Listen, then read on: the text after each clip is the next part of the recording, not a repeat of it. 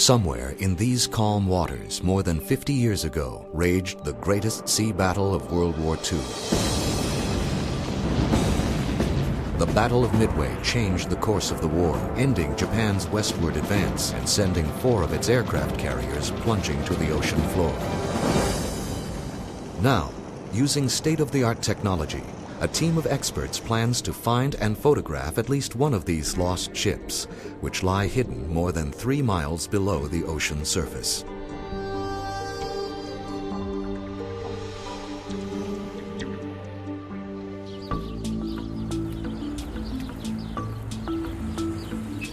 At the Nauticos Corporation in Calvert County, Maryland, scientists are working to solve a mystery that's over 50 years old. Using a combination of World War II submarine records, high-tech instrumentation, and Nauticos' own proprietary software, they intend to pinpoint, for the first time, the site of the Battle of Midway. Considered the most important U.S. naval battle of the modern era, the Battle of Midway in June of 1942 was the turning point in the Pacific theater. Outclassed by Japanese ships, firepower, and experience, the U.S. managed to turn a near disaster into a crippling blow from which the Japanese would not recover. When the smoke cleared, the balance of power had shifted to the U.S., where it would remain for the war's duration, and the jewels of Japan's carrier fleet lay on the ocean floor. The search for the battle site, led by Nauticos President Dave Jordan, centers on finding at least one of the 4 aircraft carriers lost to the Japanese fleet.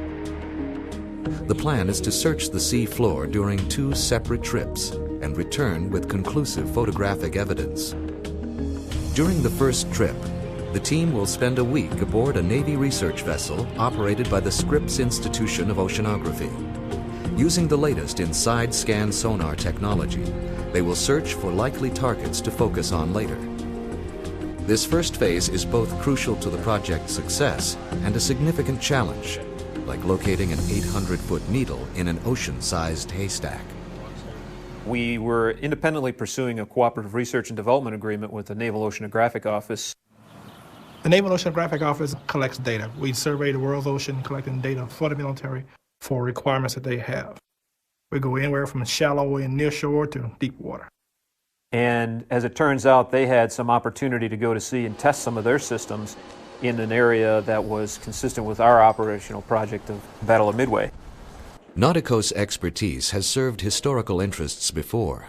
Their specialty of locating objects on the ocean floor led to the discovery of the Japanese submarine I-52. Lost in the Atlantic during World War II, Nauticos, working for AU Holdings, found it in 1995 in 17,000 feet of water. In 1998, in a highly publicized discovery, Nauticos helped Israel find its submarine Dakar, lost in the Mediterranean Sea more than 30 years before. At an impasse in their own search, Israel contacted Dave Jordan and Nauticos Executive Vice President Tom Detweiler. We were asked to go over to Israel, and in the process got to know families who had been looking for 30 years for some way to locate their sons.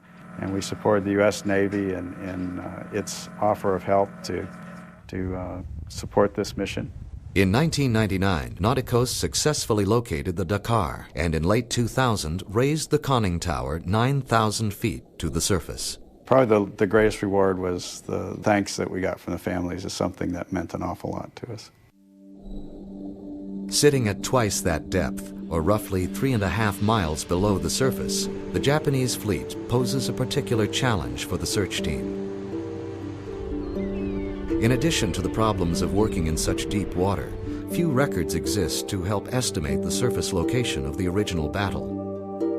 The aircraft that took part were unable to take accurate navigational data during the heat of battle, and any Japanese records were either destroyed after the war or went down with their ships in the final moments of this pivotal conflict.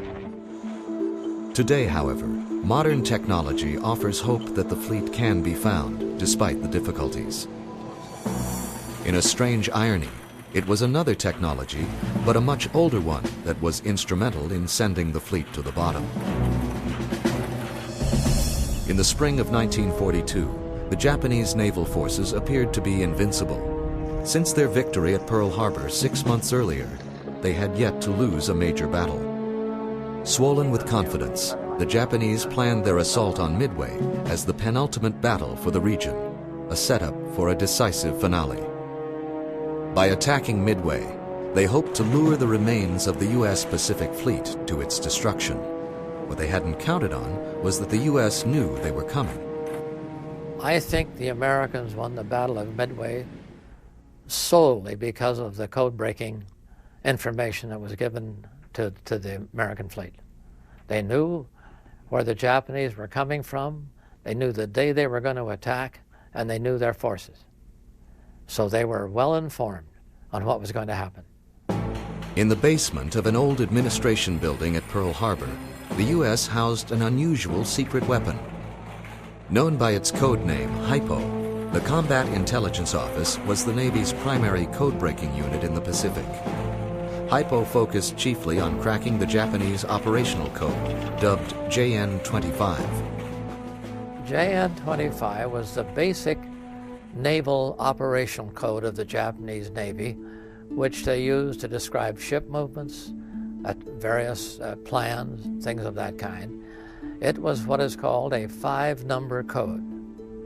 The Japanese had a piece of paper with 50 spaces on it, 10 across, 5 down. And our job as Japanese language officers was to try to figure out what the numbers stood for. Hypo's most famous success has become almost legendary. Today, nearly 60 years after the Battle of Midway, Nauticos is trying to predict the location of the same Japanese fleet using a kind of code-breaking technology of its own. The art of locating ships lost at sea has evolved over the centuries into a high-tech endeavor. In the search for the Japanese fleet, the search plan itself took shape around a complex computer program known as RENAV. It is Nauticos' own proprietary software used to reconstruct or renavigate the original track of a vessel. It has played a key role in Nauticos' prior discoveries. RENAV is really a combination of software, analytical techniques, knowledge of navigation principles that is integrated together to try to understand what happened in a battle or a loss of a ship, a sinking, and come up with a good position. At RENAV's core is a sophisticated technique called Kalman filtering. Although the mathematics involved are complex, the idea behind it is simple. Average all the navigational data together in the smartest way. What results is the best estimation of a ship's original track, distilled from a complex informational brew. But before RENAV could be used to render an opinion about the location of the Japanese fleet, the team needed the most accurate data they could find.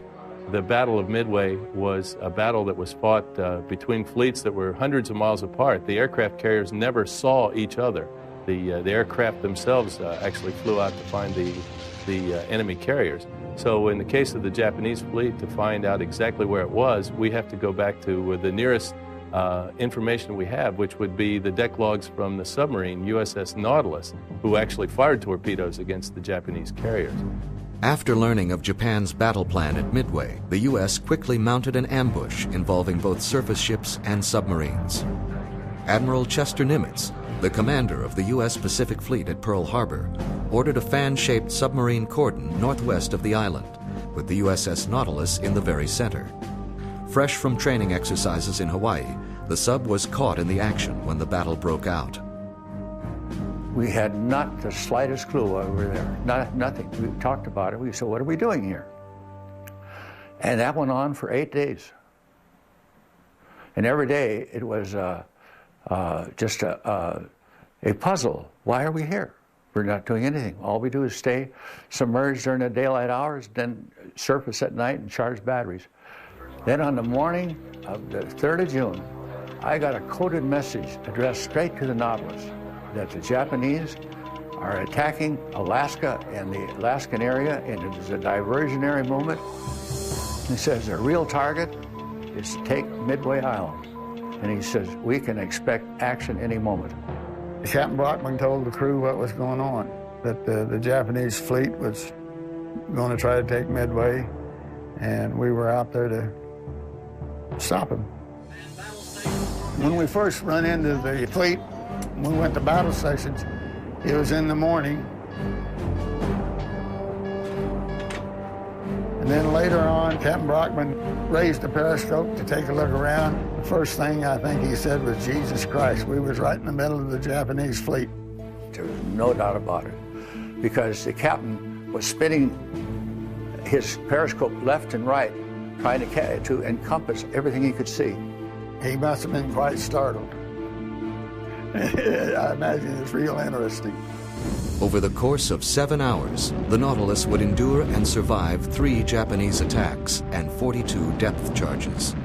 In this case, it'd be a Japanese sailor on each side setting the depth, and they roll them off. And these, they'll fall to the depth that it's set at, and it makes an audible click. And then a second later, that depth charge explodes. It's like a mountain exploding. I don't think there was a man on the Nautilus that day, including the captain, that didn't think we were going to survive. During the battle, the Nautilus fired 3 torpedoes at what was later determined to be the Japanese carrier Kaga, the focus of Nautico's search. The Nautilus was fortunate to have been staffed with experienced personnel throughout, a fact which probably contributed to her survival. Besides the highly respected Captain William Brockman, the Nautilus' chief navigator was Lieutenant Commander Roy Benson, one of the Navy's best. After the attack on the carrier, as soon as it was dark, maybe an hour later, we surfaced. A celestial sighting was then taken to determine her position. Our celestial fixes were right on. They were very good. And then when we submerged, our navigation was all dead reckoning. You knew your speed through the water, and every time you changed course, you'd record that. So you were just keeping track of where you were going from turns of the propeller and the changing of course. That's dead reckoning. In all the times during the war, I don't ever remember the navigation being in air, not once. We realized that in order to do a proper renav, we have to work with records of a ship that didn't sink, because the ship sinks and takes the records with it. In this case, we found a ship that had sighted our primary target, the Kaga, shortly before it sank. And we had the records for this ship, the Nautilus. After the Kaga went down, the Nautilus returned to Midway to refuel, recording navigational data along the way. When she arrived at Midway, her crew emerged to a devastating scene. When we arrived at Midway Island that morning, I think we arrived there about 0700. We were the only ship in there. It was just awful. Here were the PT boats idling with their engines quietly, and they were putting the dead that had been bombed the day before on the stern of the PT boats, and they were covered with bunting. Midway Island was leveled. Here were buildings that were black and burned, and people just wandering around in a state of shock. Now, more than 50 years after the war, very little about Midway Island has changed. It is still an exotic and remote pinpoint in the Pacific, yet once again a strategic location. It is from here that the team will begin its 2-part search for the Japanese fleet. On the morning of May 7th, 1999, the Nauticos and Navy team is anxious to get underway. After years of research and planning, the long-held dream of finding the Japanese fleet is finally within reach. Following last-minute checks of equipment and supplies, the team is underway, slicing through the blue Pacific. In addition to being the most practical location from which to begin the search, Midway is also the starting point for the renavigation. The team will follow in reverse the general track of the Nautilus as she returned to Midway after the battle. Using the Nautilus log data, Nauticos Renav software has calculated their potential target area to be almost 170 miles northwest of Midway. This is the last known location of the Japanese aircraft carrier Kaga, which was fired upon by the Nautilus. The journey to the site will take approximately 12 hours aboard the USS Melville.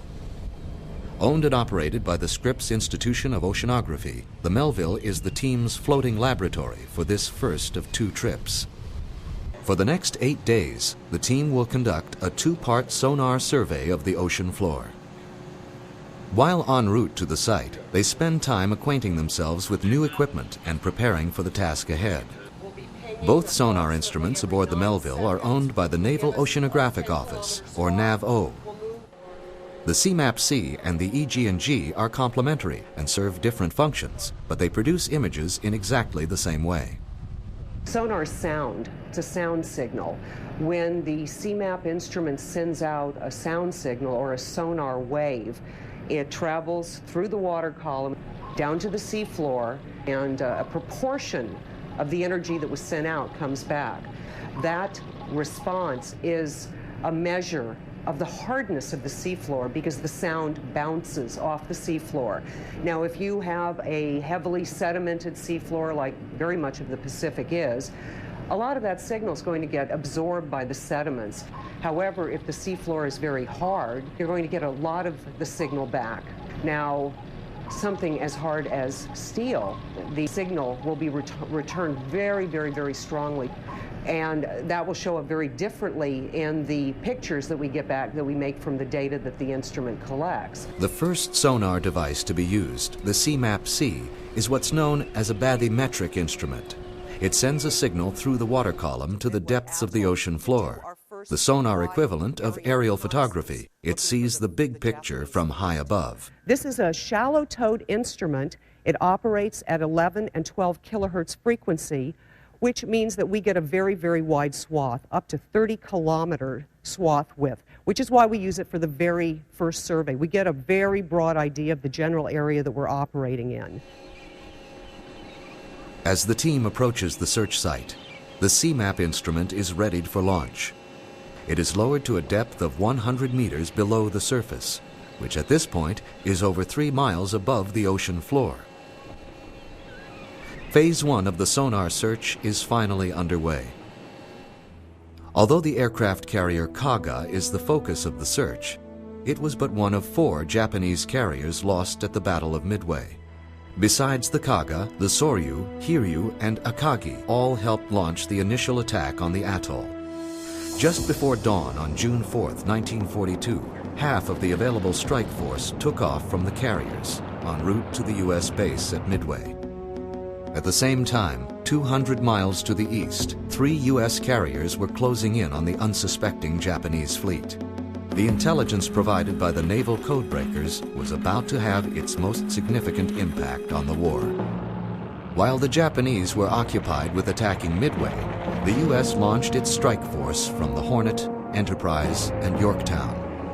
The mission was simple but daunting: locate and destroy the Japanese fleet. Back aboard the Melville, the sonar mission is presenting its own challenges. Although the launch of the CMAP was successful, a technical problem has developed. The instrument doesn't appear to be transmitting data. I think there was a problem with a particular window being left open. And although the seafloor was expected to be flat here, the CMAP is showing no relief at all. The decision is made to reboot one of the computers. The ship must be turned around and the survey begun anew. Spencer King, Nautico's project associate, informs the bridge. We want to continue to the north, okay, and drive to point B1. Okay.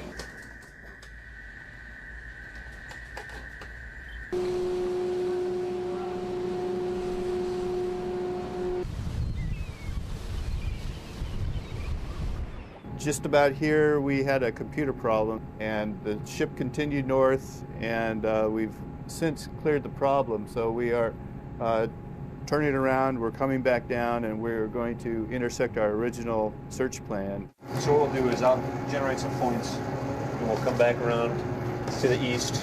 We'll come down here, and then we'll regain the original AB line, and we'll run back that line again. which is the most interesting area. We should be getting into the seamounts. This unexpected delay could prove costly later, especially if time runs out before the best targets can be explored.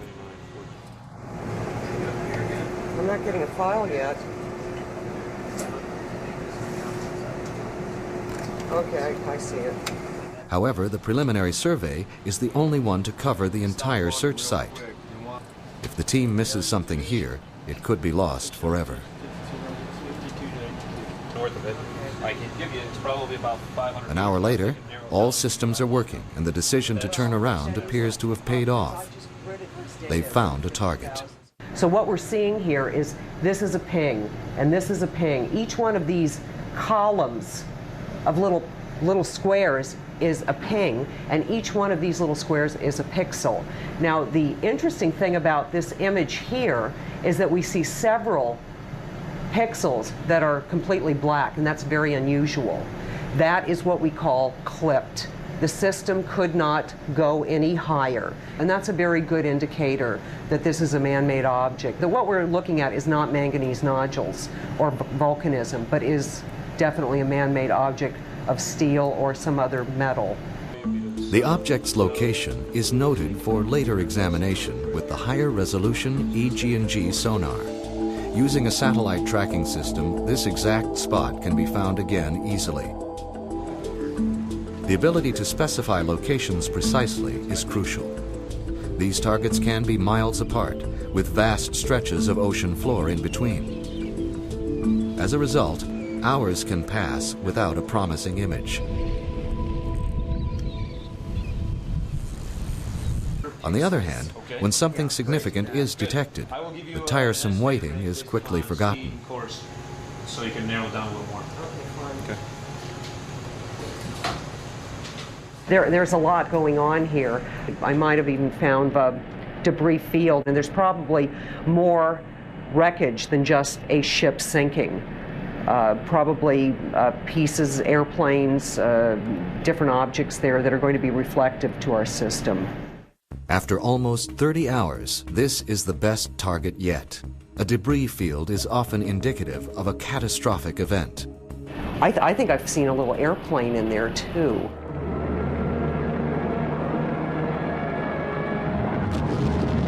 At 1,000 feet, you're only 2 seconds from impact. The only difference between us and the Japanese kamikaze was those last 2 seconds when we pulled out. Of all the aircraft that fought in the Battle of Midway, the SBD Dauntless dive bomber later became the most celebrated. Credited with downing the 4 carriers lost to Japan at Midway, the Dauntless was arguably the most effective dive bomber ever produced. It would emerge along with the Codebreakers as one of Admiral Nimitz's secret weapons of World War II. The dive bombers came in at high altitude. The Japanese had no long-range radar, so they did not pick them up at long range. By the time they spotted the dive bombers, they were overhead.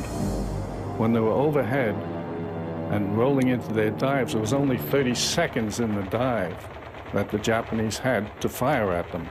There was little for the enemy to do but hope that the SBD's bombs fell wide. But the SBD's sharp angle of attack allowed the pilot to guide his bomb with deadly accuracy. The steeper an angle that a plane dived at, the greater the accuracy of hitting a target. We were trained to hit a target within 50 feet consistently. And the only way you could do that would be in a vertical dive. The key to the SBD's 70-degree dives, the steepest of any dive bomber, was a piece of technology possessed only by the U.S. Known as the split-wing dive flap, it was an air brake with a unique characteristic. In a vertical dive, if you're at an extremely high speed, you have to pull out high, but with the dive flaps, you can go low, and in going low, you can pull out safely. This aggressive style of bombing had a fortunate defensive byproduct. Japanese anti-aircraft fire was virtually incapable of touching the SBD. The dive bomber was practically invulnerable once they got into their dive. They were destined to hit their target, and that's why they were so effective at Midway. Once they got into their dive, there was no stopping them. In an ironic twist, the SBDs were so successful at Midway that the Navy became worried. The concern was that America's enemies would see the effectiveness of the SBD and successfully counter it. As a result, Admiral Nimitz undertook an elaborate disinformation campaign to keep the SBD's power a secret. Nimitz did not want the Japanese to know that dive bombing was so much more effective as a weapon than the torpedo bombers were. After the Battle of Midway, the New York Times came out with a full-page, front-page story about how the Army Air Force had sunk the Japanese fleet at Midway. Nimitz never refuted that. He never came out and said, hey, the Air Force didn't do that job at Midway. It was the dive bombers that did it. That information was not released to the public until after the war was just about over. The dive bomber was the Tomahawk missile of its day. We were programmed aboard ship. We were placed in our cockpits. We were launched from the ship at a distance from the target. We were guided to the target by our navigation instructions. When we reached the target, we tipped over and we dove straight at the target. The only difference between us and the Tomahawk missile was the fact that we pulled out in the last 2 seconds, whereas the Tomahawk missile continued to impact the target. The team ends Phase 1 of the sonar search on a cautiously optimistic note. They've succeeded in finding several promising contacts near the Kaga's renavigated position. What's more, the objects appear to be metallic and man-made. At this point, we've completed the CMAP survey as we specified at the beginning of the operation. So in about 40 minutes, we'll make the turn to the north, we'll recover the CMAP, then we'll reposition the ship to launch the EG&G and get down and do a high-definition search.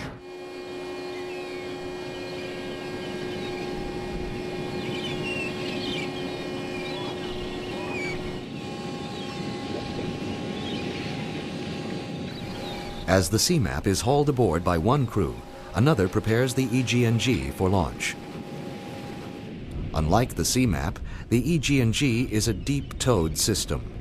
Up to 6 miles of cable are needed to lower it to the ocean floor. Because of the tremendous forces involved, the EG&G requires a much more sophisticated towing apparatus. Deep within the ship, the miles of towing cable are stored on a massive drum. As the EG&G is lowered or raised, the cable is spooled off or on, much like a fishing reel. The cable is first threaded through a set of rollers that decouple the drum from the cable tension caused by towing. The cable is then routed up through the ship's deck to the winch system A-frame, from which the instrument is launched and retrieved. For both safety and practicality, there are 2 winch control systems. One set is on deck, the other is below deck with the instruments monitoring equipment. It is here that the EG&G is usually controlled or flown during a sonar operation. In addition to the sonar capabilities of the EG&G, it also contains a still camera and flash system. Because of the intense water pressure 3.5 miles below the surface, the camera has its own high-tech housing to protect it. The entire camera assembly is mounted on the bottom of the instrument just before launch.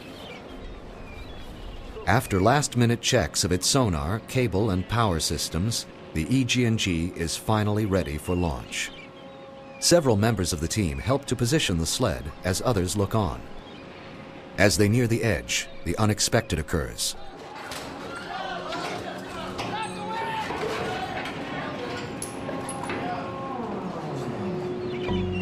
The EG&G is launched straight up and into the pulley assembly.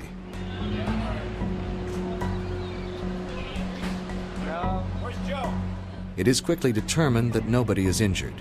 However, the sled is dangling 15 feet above the deck and still poses a danger.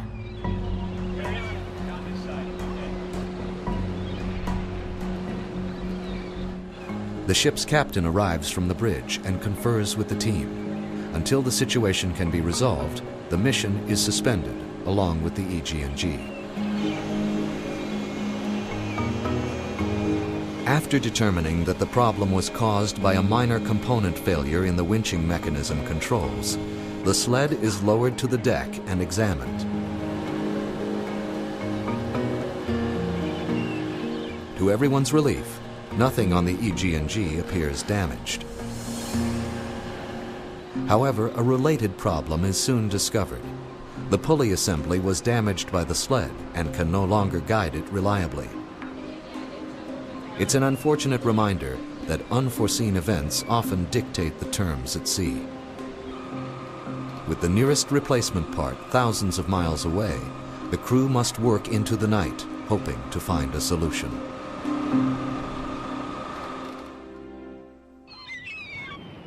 The early morning is a time of transition aboard the Melville.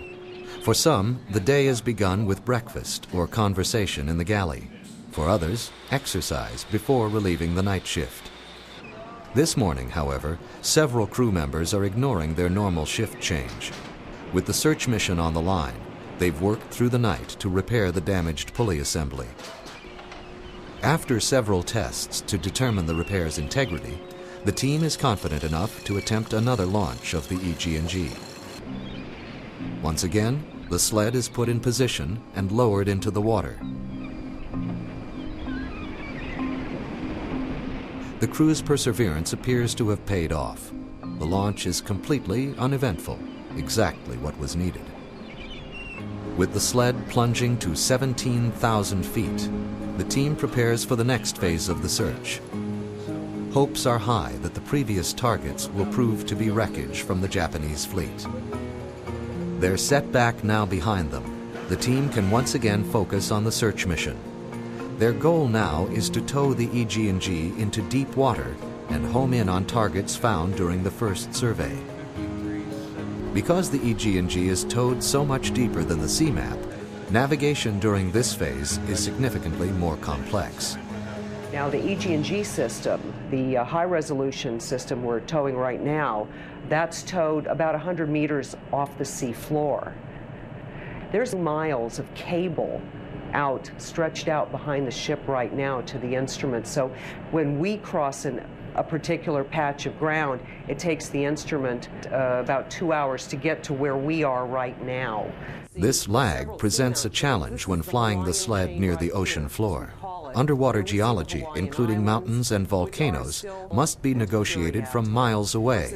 Especially in this region of the Pacific, these features are massive and frequent. Our primary area of interest is here for the Kaga. There's a seamount right here. So that's significantly going to complicate trying to find these carriers. Any bathymetry with seamounts and canyons and such is difficult to search in. After 3 hours, the EG&G instrument has finally reached the ocean floor. Shortly, it will begin sending back images from one of the targets located during the CMAP survey. On the basis of this survey, we chose 3 or 4 targets, and we are now in the process of going back to these areas with the higher frequency system, the EG&G, that is towed near the seafloor, that will give us more of a up-close picture of these same targets. I'll give Rob a call, tell him to slow to 1 knot. Okay. Got a little something here on the edge. After investigating the first target site for several hours, the team has moved on. But the data were promising enough that they plan to film the site during the optical phase of the search in 4 months. They're now at a point several miles away, towing the EG&G directly over their second target of interest from the CMAP survey. On the CMAP, this target was a fairly discrete area. On this target, it was much more dispersed. Does it seem to have more expression in the CMAP data? Maybe a sonar scan of the same target can sometimes look different when imaged with separate instruments. In this case, the image obtained from the EG&G looks less distinct than the original scan from the CMAP. The team is having difficulty determining whether the target is wreckage or geology. What it appears to me is we have a large, almost like a little plateau. It sticks up about 10 meters above the bottom. It's almost like an island top. It's like a plateau. Oh, I don't think it's geology, and I think that the variation in the gray shade in the sediments was caused by the wreck hitting the bottom. Because after some discussion, the team has assembled to decide how to proceed. Time will soon become a limiting factor, and they still have other targets to investigate. But they conclude that the target deserves one more pass. This time, they'll approach it from the opposite direction, imaging it from a different angle.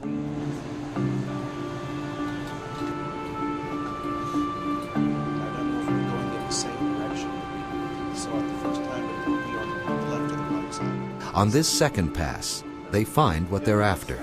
This was a second crossing, and at this time we are traversing east to west. Here's our ship track right here, and we traversed from east to west, and we got a very, very good signal. With a second target for the optical phase now found, they set a course for their next site and head out, this time in the direction of the RENAV area for the Kaga. Bridge lab. Hey, Anya, here's where we are in this. We've made the pass. We're hauling into 300 meters. What I want to do is start making a turn back to the north now, 180-degree turn. Changing course to 090.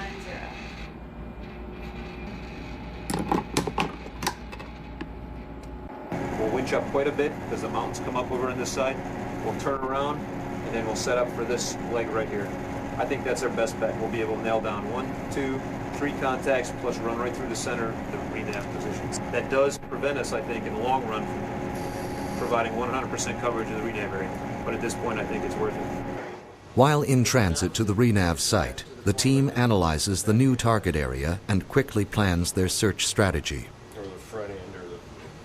The renavigated position from the imagery we've collected so far is falls almost directly between the two targets we picked up.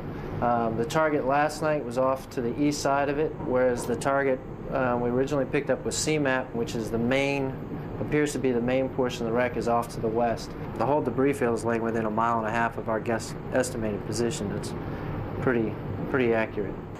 After several hours, the EG&G is back down and the team is searching the target area. After nearly an hour of nervous searching, the tantalizing signs of a debris field begin to appear.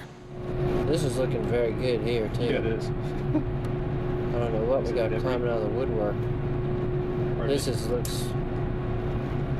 I don't know. What are we looking at? Is it this? Nope, up a little bit. This one? Yeah, but hard to tell what it is. There's some very linear shapes in it. Like you can see the square up there. There's some stuff down here, and then we're picking up. I'm watching this come across right now. We got more stuff that's of interesting nature. These things typically you end up, as it falls to the water column, the lighter stuff comes off, and you end up with debris fields. Yeah, I've seen debris fields on CMAP, but they didn't look exactly like that, but not far. I mean, that could be a debris field. Yeah, that could be aircraft all over the place. Or just debris from the wreck.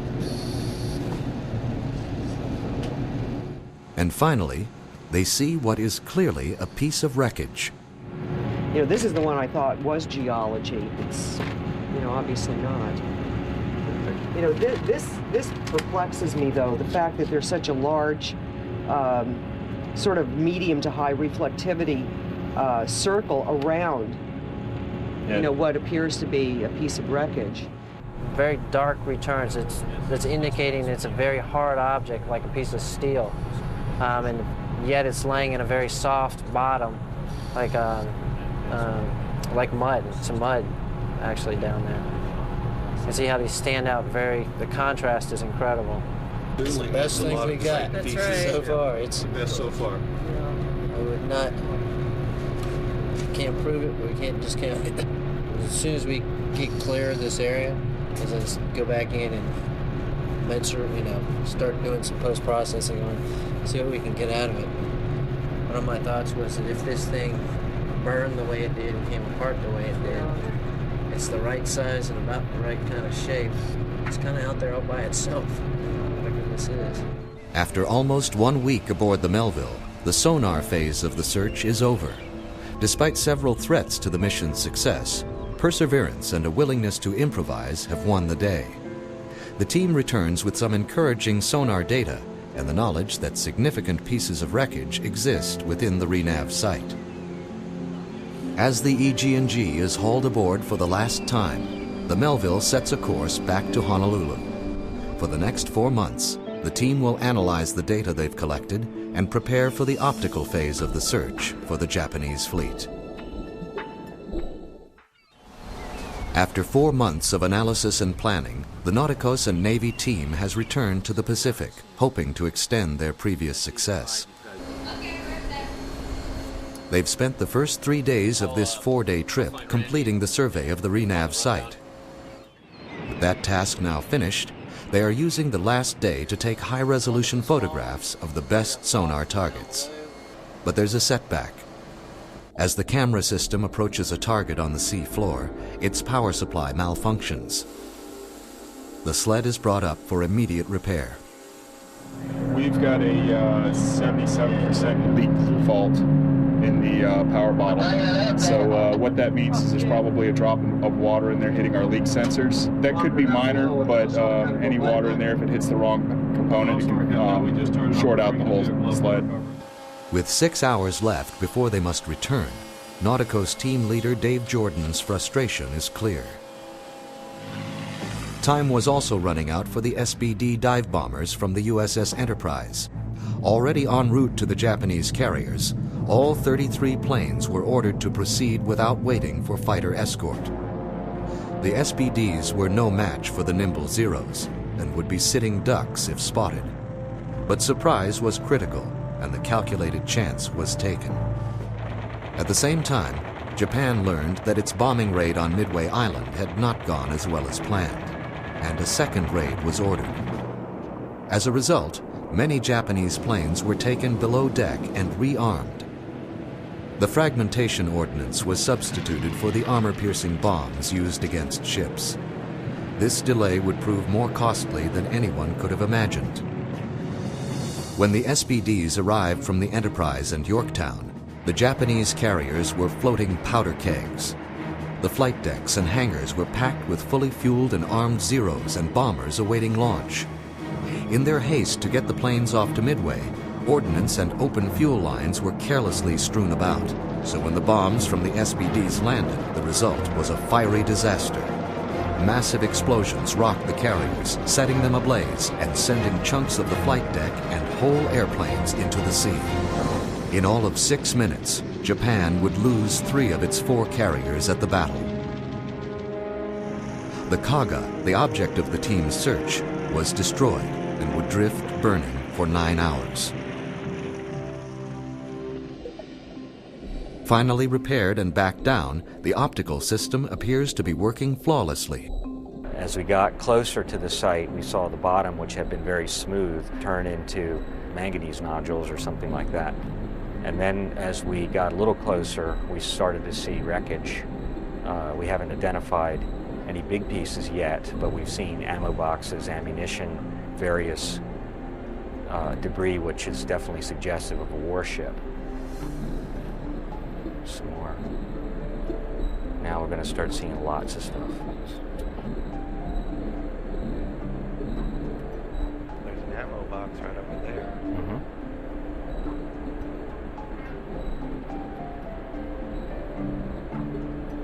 Then, suddenly, a shadow looms. What is it?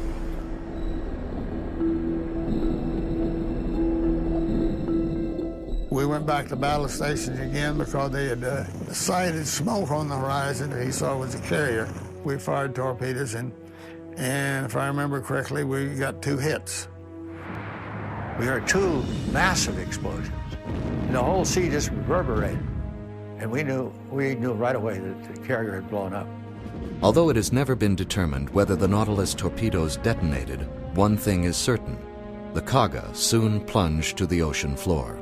Shortly after that, we heard some crackling up, and you could hear the carrier breaking up as it sank.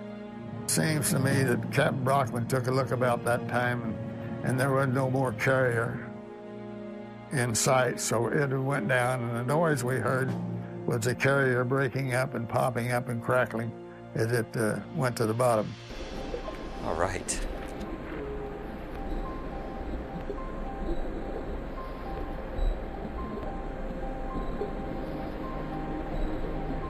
Oh, this is amazing.